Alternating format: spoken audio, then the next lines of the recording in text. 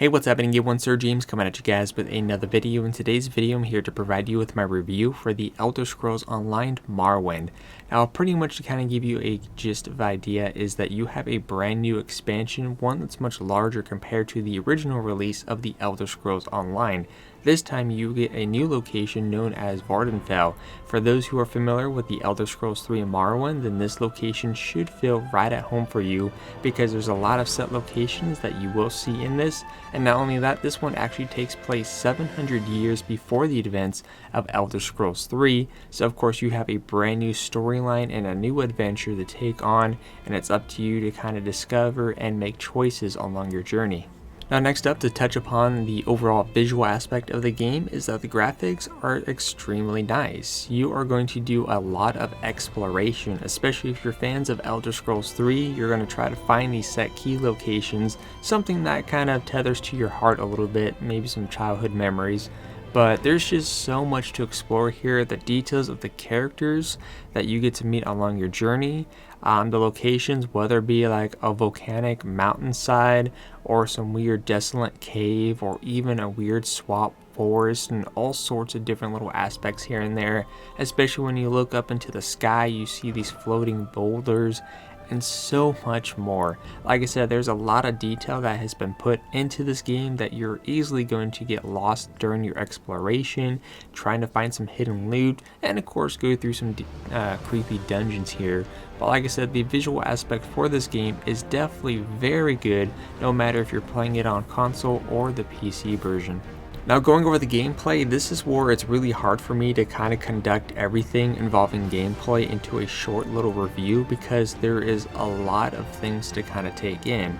But to kind of give you the gist of it, of course, this is a MMORPG type of game, so you are going to be doing a lot of different quests, backtracking, and of course be involved with conversations. There's a lot of conversations to be had here, but of course, as long as you're kind of paying attention to the storyline and kind of see as things develop over time, your character will also grow in time as you level up. Now, you do get to start off the game, of course, either continuing your character from Elder Scrolls Online, or you can create a brand new character, which in this case you have access to a very new character known as the Warden, with of course new abilities and axes that you get to try out, which is a character that I went with to kind of see how this new character performed, which performed very good.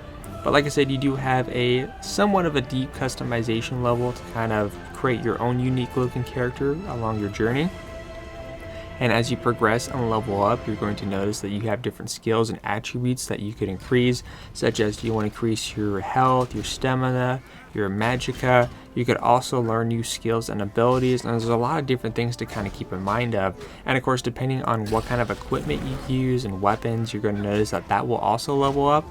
And the more that you use an ability, and the next time you level up, you could actually transform that to something a bit stronger than what it used to be. So again, there's just a lot of aspects involving gameplay.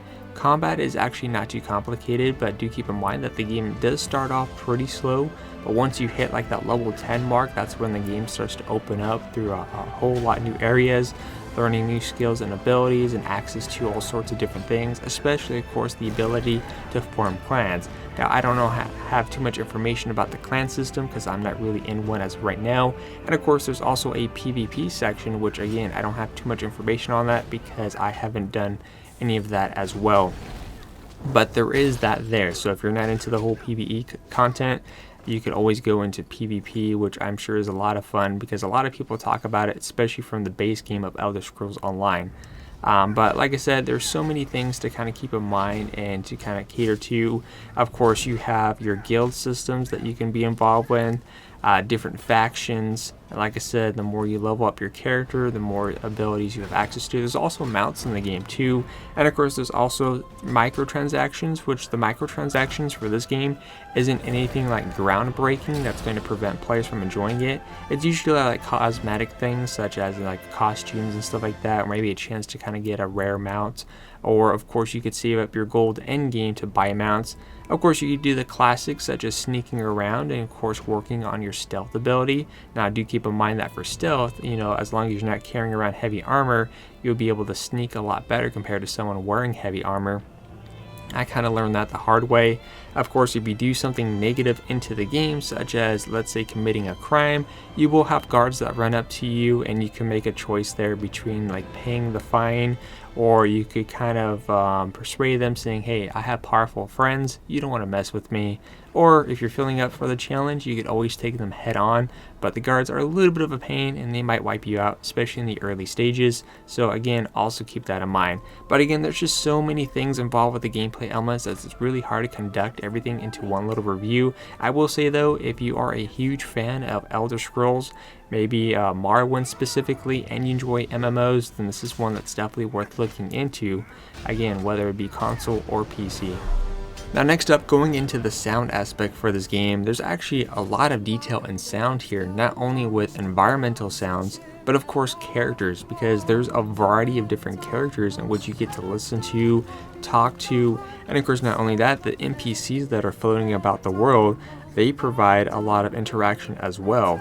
And of course, there's even moments where I'm just kind of just sitting there walking around, trying to figure out what's going on. You see NPCs communicating with each other for different things like trading goods.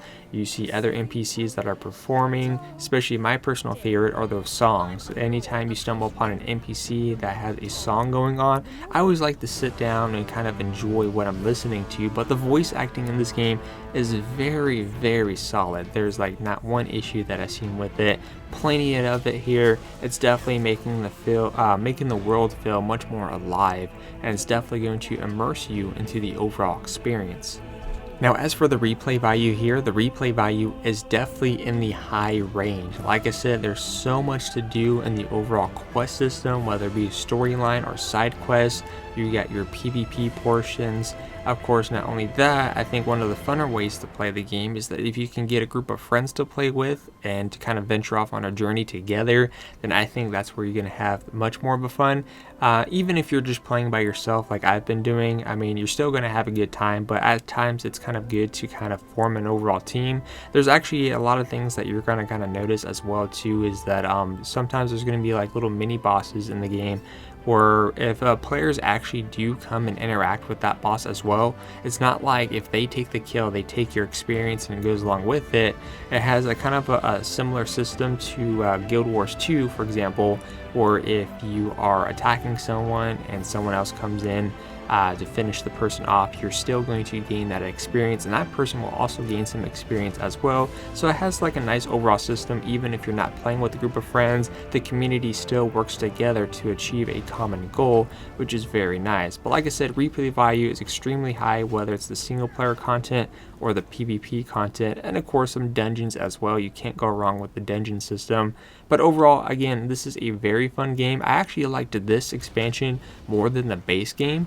I don't know why. Maybe it's because Elder Scrolls Morrowind has a little bit more towards my heart, especially with childhood memories.